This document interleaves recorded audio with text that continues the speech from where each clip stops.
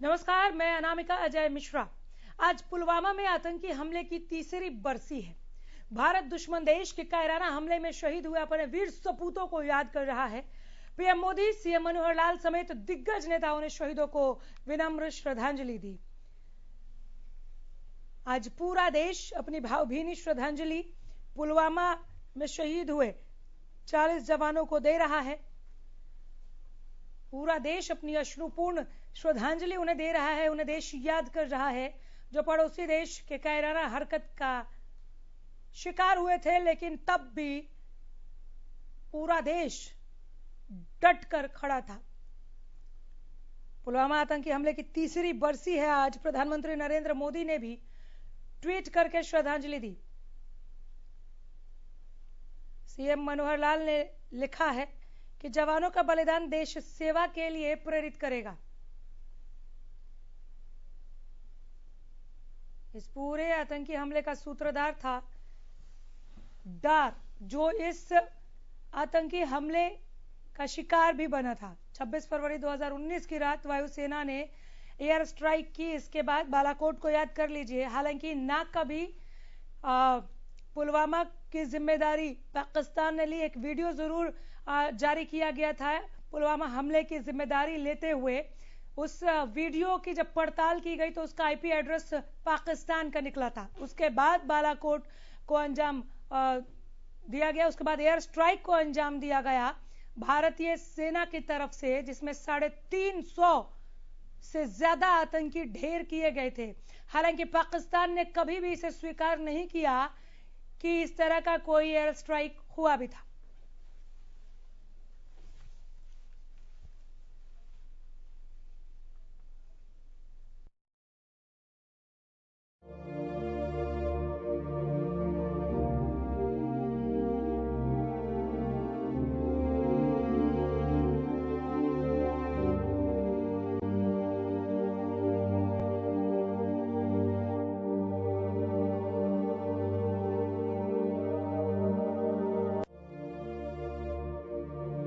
तीन साल के बाद घाव आज भी हरे हैं। प्यार के पैगाम वाले दिन दुश्मन देश का नफरत भरा संदेश। साल 2019 जम्मू कश्मीर के पुलवामा में विस्फोटकों से भरी एक गाड़ी सेना के काफिले से टकराती है और होता है एक धमाका, जिससे पूरा देश हिल गया। उस कायराना आतंकी हमले में 45 जवान शहीद हुए थे। हर तरफ पाकिस्तान के खिलाफ गुस्सा था, आक्रोश था, आज भी है। आतंकी हमले को भले ही 3 साल हो गए हों, लेकिन जख्म भरे नहीं हैं। लोग सोशल मीडिया पर शहीदों को श्रद्धांजलि दे रहे हैं। तमाम दिग्गज शहीदों को नमन कर रहे हैं। आज 14 फरवरी है और आज पुलवामा के जो शहीद हुए थे वो आज ही के दिन हुए थे, तो मैं उन सब शहीदों को श्रद्धांजलि अर्पित करता हूं। और निश्चित रूप से उनका जो बलिदान है वो देश की रक्षा सुरक्षा के लिए महत्वपूर्ण एक विषय रहा है, तो मैं उनको श्रद्धांजलि अर्पित करता हूं। उनके परिवार के लोगों को भी प्रभु से प्रार्थना करता हूं कि उनको शक्ति प्रदान करें। 14 फरवरी 2019 में पुलवामा के लीथोपोरा में 78 गाड़ियों वाले सीआरपीएफ के काफिले से विस्फोटकों से भरी एक गाड़ी टकराती है। एक जोरदार विस्फोट में 45 जवान शहीद हो जाते हैं। मौत के इस मंजर ने देश की आत्मा को हिला दिया। हमले का सूत्रधार था 20 साल का एक स्थानीय लड़का आदिल अहमद डार, जिसका संबंध जैश-ए मोहम्मद से जुड़ा था। हर किसी की जुबान पर दुश्मन देश को नेस्तो नाबूद कर देने की मांग थी। हर कोई नक्शे से पाकिस्तान का नाम मिटा देना चाहता। पाक को करारा जवाब देने की मांग हर ओर से उठने लगी और ऐसा हुआ भी। आतंकी हमले के महज 12 दिन में वायु सेना ने कुछ ऐसा किया जो आज तक नहीं हुआ था। भारतीय लड़ाकू विमानों ने पाकिस्तान के बालाकोट में एयर स्ट्राइक की और आतंकियों के ठिकानों को नेस्तो नाबूद कर दिया। पाकिस्तान ने भले ही कभी खुलकर इसे स्वीकार न किया हो, लेकिन चोट गहरी थी, अंदर तक लगी थी। बदला ले लिया गया था। बदला भले ही पूरा हो गया हो, लेकिन दर्द है कि जाता ही नहीं। देश ने 45 रणबांकुरे खोए थे। 30 हमेशा रहेगी तब तक जब तक पाकिस्तान का नामो निशान नक्शे से मिट नहीं जाता। Bureau report, Haryana news.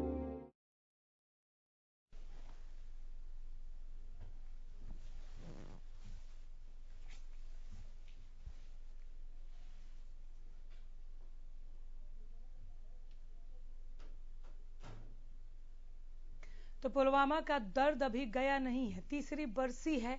तीसरी बरसी पर न केवल वो दर्द एक बार फिर से रह कर तकलीफ दे रहा है, उन 40 जवानों की शहादत को भी देश सलाम कर रहा है, उनको नमन कर रहा है, उन्हें याद कर रहा है जो पाक के नापाक मंसूबों का शिकार हुए थे। एक वीडियो जारी किया गया था इस आतंकी हमले की जिम्मेदारी लेते हुए।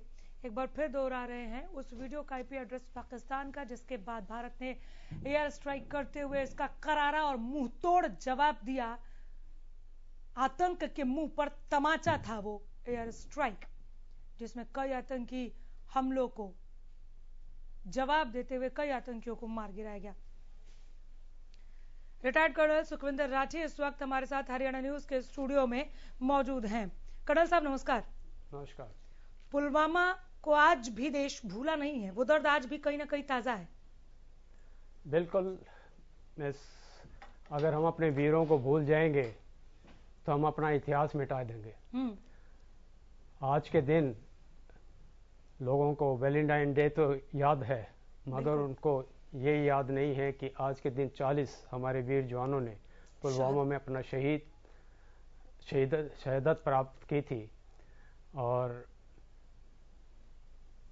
ऐसा जो हमारा भारत की सेना का जो इतिहास है, मैं थोड़ा बताना चाहता हूं जी। कि आप वार मेमोरियल पे आपने अभी पीछे सुना होगा 26,000 जवानों के नाम वहां पे वार मेमोरियल पे, जो नया वार मेमोरियल बनाया है उस पे लिखे हुए हैं। हमारे देश को आजाद हुए 26,000 दिन है। एक जवान एक दिन, ये हमारा इतिहास रहा है इस देश की शहादत के लिए, इस देश की स्वतंत्रता को मान रखने के लिए जी। तो जहां तक इंडियन आर्मी की बात है, वो अपनी शहादत देती रहेगी। मैं ये कहता हूं कि चाहे वो 47 की लड़ाई थी, 62 की थी, 65 की थी, 71 की थी, कारगिल की थी या पुलवामा की थी, इस देश की सेनाओं ने इस देश की जनता को कभी नीचे नहीं देखने दिया। और मैं विश्वास दिलाता हूं एक सैनिक होने के नाते, इस देश की सेना विश्वास है, पूरे देश को विश्वास है, देश के कोने कोने को, बच्चे से लेकर बूढ़े तक हर किसी को विश्वास है कि जब तक आप जैसे प्रहरी सीमा पर तैनात है तब तक वो देश के अंदर खुली हवा में सांस ले सकते हैं। उसके बाद पुलवामा के बाद बालाकोट एयर स्ट्राइक के जरिए जवाब, वहां सीना कहीं चौड़ा होता है? नहीं, बिल्कुल चौड़ा होता है। देखो, स्ट्राइक तो पहले भी होती थी, पर पहले सरकार उसको छुपा के रखती थी। अब की सरकार ने जो है, प्रेजेंट जो सरकार है, उसने हिम्मत की है दुनिया को ये दिखाने के लिए कि हमने स्ट्राइक की है। तो एक मनोबल जो है सैनिकों का वो बढ़ता है, तो इसमें कोई शक नहीं। ठीक है, हमने स्ट्राइक की, बालाकोट स्ट्राइक की, बड़ा सक्सेसफुल स्ट्राइक हुई, और उसी का बहुत लंबा ये असर होगा, और हुआ भी। हमने देखा भी है कि कहीं ना कहीं पाकिस्तान को ये डर हो गया है कि अगर आप ऐसी कार्रवाई करेंगे तो आपको मुंह जोड़ जवाब दिया जाएगा। जो पहले हुआ, लेकिन कहीं स्वीकारा नहीं, पाक ने कभी भी नहीं स्वीकारा कि ऐसा कुछ हुआ था। पाक ने तो ये भी नहीं स्वीकारा कि 71 की लड़ाई, 65 की लड़ाई में उसको हार हुई थी। तो उसके स्वीकार करने से, ना स्वीकार करने से, ठीक है, कोई मतलब नहीं है। ये तो पूरा दुनिया जानता है। वो में अभी इंडिया जो है इस वर्ल्ड पावर के रूप में उभर के आया है, तो पाकिस्तान तो बेचारा अपने रोटी दाल का उनको मुश्किल हो रही है। ये पावर आप सबसे है, ये पावर हमारे जवानों से है। मैं लौट रही हूँ आपके पास। रक्षा विशेषज्ञ आरसी चड्ढा हमारे साथ जुड़ गए। चड्ढा साहब नमस्कार। नमस्कार जी। पुलवामा की आज तीसरी बरसी, 39 जवानों की शहादत और 76 से ज्यादा जो घायल हुए थे, कैसे याद कर रहे हैं? आप? बस यही है कि शुक्र है हमारे देश में कुछ पॉलिटिकल विल वाले ऐसे सूरमा नेता पैदा हुए हैं कि जिन्होंने करके दिखाया कि अगर तुम ये करोगे तो हम अंदर जाके घुस के मारेंगे। बिल्कुल। और मुझे याद है मैंने भी 3 लड़ाई लड़ी है और हम हमेशा डरते रहते थे पाकिस्तानियों से। पोस्ट के ऊपर मान लो गोलीबारी उन्होंने की, हम कर ही नहीं सकते थे। पीछे से हुक्म आएगा, दिल्ली से हुक्म आएगा। अरे क्या बकवास है। वही फौज पहले भी वैसी थी, फौज पहले भी ताकतवर थी, जवान पहले भी ताकतवर था, हथियार पहले भी ताकतवर थे, लेकिन उनको फायर करने का हुक्म नहीं था। श्रीलंका हमारी इतनी बड़ी फौज की हुक्म क्या था उनका कि भी आपने फायर नहीं करना, आर्टिलरी फायर नहीं करनी, एयर नहीं करनी। और वो तमिल वाले वो हमारे को हर चीज फायर करते थे, हर रोज लाशें आती थी यहाँ पर। मैडम ये फौज बहुत स्ट्रॉन्ग है, लेकिन हमारे बिल्कुल। चड्ढा साहब, उसके बाद भी सीज फायर के उल्लंघन की एक नहीं अनेकों खबरें आई। क्या ये पड़ोसी देश की बेशर्मी का परिचायक है? वो तो वहाँ बेशर्म कुत्ता है, वो तो सॉरी यूजिंग दिस वर्ड, वो तो बेशर्म महाबेशर्म है। उनका अपना देश जो बुरा हाल है, हर रोज ब्लास्ट हो रहे हैं। इनका तो कल्चर ही अलग है, इनके रिलीजन का मारो। अब देखा जाए तो पाकिस्तान में कोई वहाँ हिंदू मार रहे इनको या RSS वाले मार रहे, इराक में ईरान में कोई वो RSS वाले कर रहे हैं, ये आपस में लड़ मर रहे हैं। तो इनका तो कल्चर ही खराब है सच्ची में। तो ये कभी बाज आने वाले नहीं है। तो ये कि अभी मोदी साहब ने डर बिठा दिया इनके दिमाग में कि तुम सारा कुछ करो सही। अब देखिए जब बालाकोट की जो सारी अभी हुआ सर्जिकल स्ट्राइक हुई, उसके बाद पाकिस्तान की असेंबली में वो कहा था, वो डर रहे थे इतना, ये भी जल्दी से करो, क्या नाम है जो हमारा वो एक पायलट गिरफ्तार कर लिया था उन्होंने, उसको छोड़ो, नहीं तो अभी पूरी फौज उनकी आ रही हिंदुस्तान की। तो ये डर बहुत जरूरी है। और साथ में पूरे हिंदुस्तान क्या, पूरे वर्ल्ड में हमारे हिंदुस्तान की फौज की और हमारे हिंदुस्तान का सिर ऊंचा हो गया। लौट रहे आपके पास राठी साहब। कर्नल साहब, आपसे मेरा सवाल, जो 40 शहादतें पुलवामा में हमने देखी, उनके परिवार वालों को, CRPF के उन जवानों ने जिन्हें पीछे छोड़ा शहादत के बाद, उनको जो सुख सुविधाएं, जो मदद मिलनी चाहिए थी, वो सरकार की तरफ से मिली उस दौर? देखिए ये बड़ा मैं सच्चा और सच बात मैं कहूँगा, ये बड़े दुख की बात है। हमारी मेमोरी इतनी कम है हम भारतीयों की कि जब शहादत होती है तो उस टाइम हम याद करते हैं, उसके बाद भूल जाते हैं। मैं आपको देखिए 26,000 हमने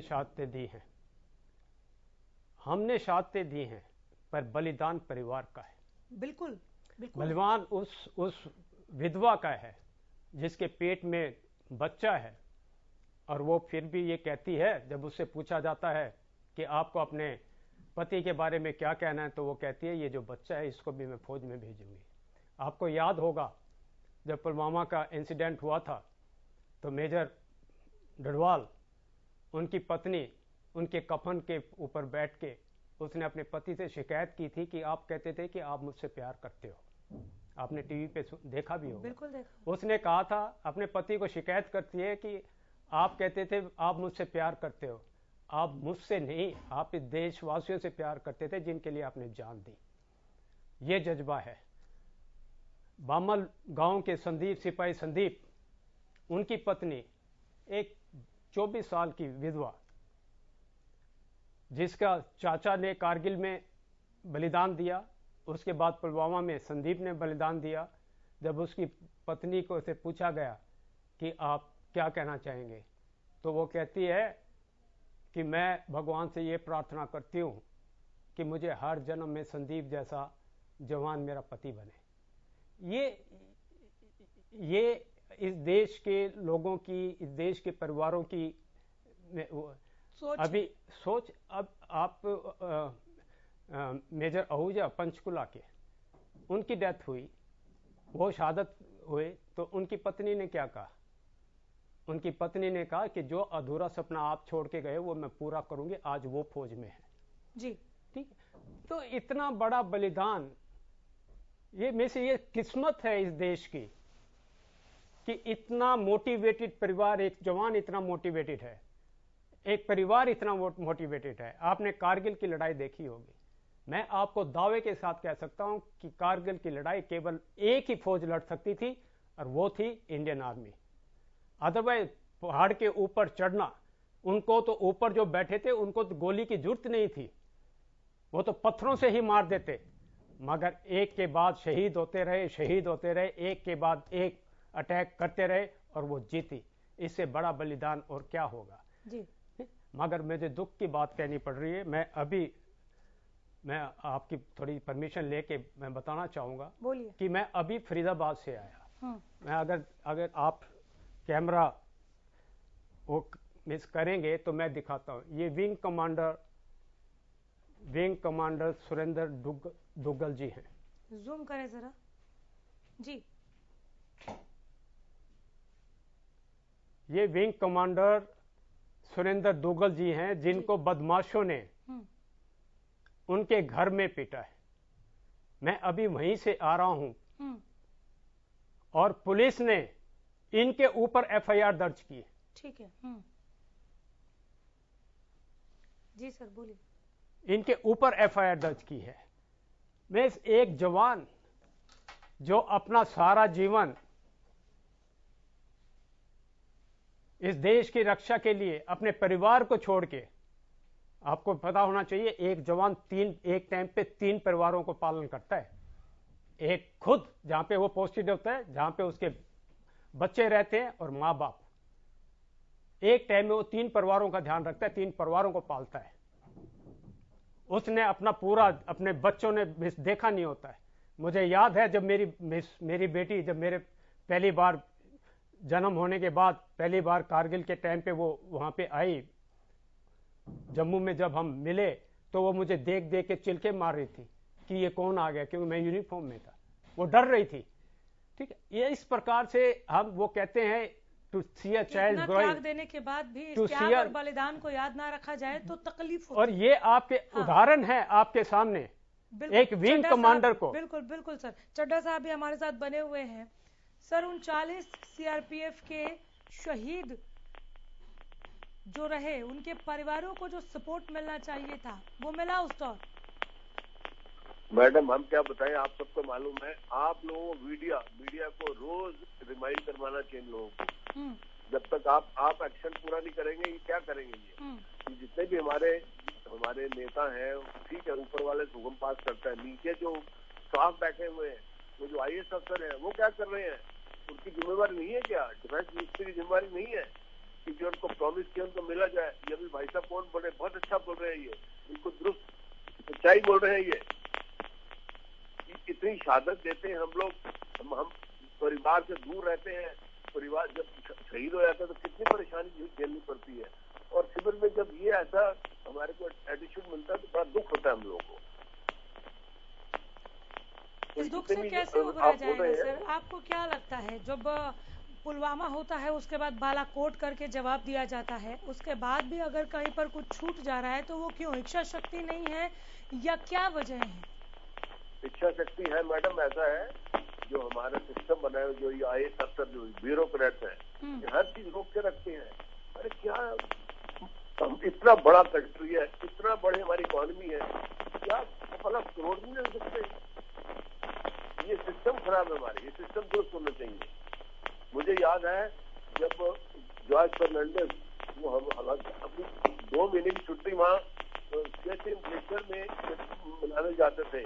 वहाँ उन्होंने देखा कि इनके पास बूट नहीं है, इनके पास जूते, दूसरी चीजें नहीं है, और यहाँ पर आईएएस वाले रोक के रखे फाइल, उसके बाद हेल्प विद द फाइल अभी खरीद के रखो।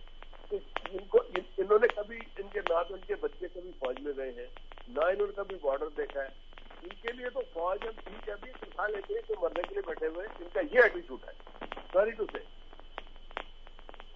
इस पर आप क्या कहेंगे कर्नल साहब? मैम क्या दुख होता है हमारे को, और कुछ नहीं कर सकते हम। हम लोग तो अपनी ड्यूटी बिल्कुल 100% बजाते हैं, क्या वो पीस हो चाहे वॉर हो। पीस में भी देखा जब इनके हाथ खड़े होते हैं तो फौज को बुलाते हैं, क्या वो फ्लड है, किसी का बच्चा कुएं में गिर गया है, कुछ भी हो, और जब फौज की याद आती है। बिल्कुल इंटरनल सिस्टम से सब हमारे फौज वाले ड्यूटी देते हैं, लेकिन ये अपने सिस्टम खराब कर रखे उन्होंने। और इस सिस्टम पर कर्नल साहब आपकी प्रतिक्रिया? देखिए मैडम, ये दुख की बात है कि OROP के लिए आज जवान जंतर मंतर पे बैठा है, अपना पे, अपनी तनख्वाह जो उनकी बनती है उसके लिए, मगर उस पे क्या, उस पे लाठियां आज की बात नहीं है OROP, आज की बात नहीं है, आज की बात नहीं है। आज 4 साल से वो वहां पे जंतर मंतर पे बैठा है, ठीक है, हर रोज वहां पे बैठते हैं, ठीक है, उनके ऊपर क्या, उनको वहां से उखेड़ा गया, पुलिस से लाठियां बजाई, लाठियां बरसाई उनके ऊपर, ठीक है। आज आप अखबार में अभी पढ़ रहे होंगे 28,000 करोड़ रुपए की एक कंपनी ने अभी फ्रॉड किया है, 28,000 करोड़, वो एक्सेप्टेबल है। मोदी, ठीक है, और ये क्या नाम था इसका, अपना मालिया, ऐसे ऐसे लोग कितने हजारों करोड़ लेके बाहर भाग गए हैं। उनके लिए ठीक है, मगर जो इस देश को संभाले हुए है, ठीक है, उनको ये उनका अधिकार नहीं दे सकते हैं। क्या कहा सरकार ने आप लोगों को? कोई बात ही नहीं, कोई सुनता ही नहीं उनकी। रक्षा मंत्री से बात करने की कोशिश की आपने? सबने सबसे बात करने की कोशिश करी, कोई जवाब नहीं, कोई बात भी नहीं करता है। अब OROP की, आप हैरान रह जाएंगे कि OROP की डेट लगती है सुप्रीम कोर्ट में, और आज तक उसको सुनवाई नहीं हुई है। अगली डेट दे देते हैं, अगली डेट दे देते हैं, अगली डेट दे देते हैं। आज 3 साल हो गए हैं उसको, अभी तक सुनवाई शुरू नहीं हुई। आज शायद होनी थी, मुझे पता पूरा मालूम नहीं कि हुई या नहीं हुई। तो ये हाल कुछ आता, कुछ ठोस आता तो ब्रेकिंग आ जाती सर। तो हाँ, ब्रेकिंग आ जाती। मैडम, आपको मैं एक चीज बताता हूँ जी, जो सर बोल रहे थे, चड्ढा साहब, देखिए दुख की ये बात है कि ड्रेस मैंने पहननी है, जूते मैंने पहनने हैं, हथियार मैंने चलाना है, ठीक है, लाइफ जैकेट मैंने पहननी है, और खरीदता कौन है? ब्यूरोक्रेट। खरीदता उसको ब्यूरोक्रेट है, पहननी वो मुझे है। मुझसे पूछा भी नहीं जाता है कि ये ठीक है या नहीं है। ग्राउंड पे जो सोल्जर है वो बताएगा कि ये ठीक है या नहीं ठीक है, ये हमारे लिए फायदेमंद है या नहीं फायदेमंद है। केवल क्या अभी तक क्या हुआ है, आपने जब भी देखा है कोई ना कोई आर्म्स डील में कहीं ना कहीं रिश्वत का, घोटालों का ही चक्कर। ठीक है, तो क्या पुलवामा या इस तरह के किसी भी आतंकी हमले में शहीदों को असली श्रद्धांजलि, चड्ढा साहब, ये नहीं होगी कि जो मांगे लेकर अभी शहीद और शहीदों का परिवार बैठा है उसे पूरा कर दिया जाए, तुरंत प्रभाव से पूरा कर दिया जाए? चड्ढा जी, बिल्कुल दुरुस्त आपने फरमाया, और आप सब मीडिया वाले जब तक इनके पीछे नहीं पड़ेंगे तब तक कुछ नहीं होगा। बाकी मैं तो यही प्रे करता हूँ कि हमारी फौज इसी तरह बहादुरी से लड़ती रहे देश का, और देश आज टिका हुआ है तो सिर्फ फौज की तरफ, कोई दो राय नहीं है, कोई दो राय नहीं है। और इसी पर आपकी प्रतिक्रिया राठी साहब? देखिए, क्या यह असल श्रद्धांजलि नहीं होगी कि OROP पर आप त्वरित कार्रवाई की? यह असल श्रद्धांजलि नहीं होगी कि जो शहीद हो गए हैं उनके परिवारों की मांगों को तुरंत प्रभाव से पूरा कर दें? यही होगी ना असली श्रद्धांजलि? मैडम, मैं आपको एक चीज बताता हूँ सर, कोई रिएक्शन?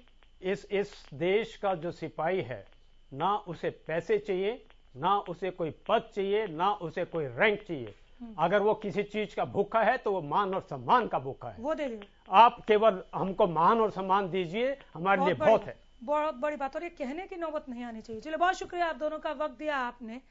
और एक बार फिर हरियाणा न्यूज भी उन सभी 40 जवानों को नमन करता है, उन्हें श्रद्धांजलि देता है। उस काले दिन का और उस दिन का दर्द आज भी हमारे जहन में ताजा है। नमस्कार।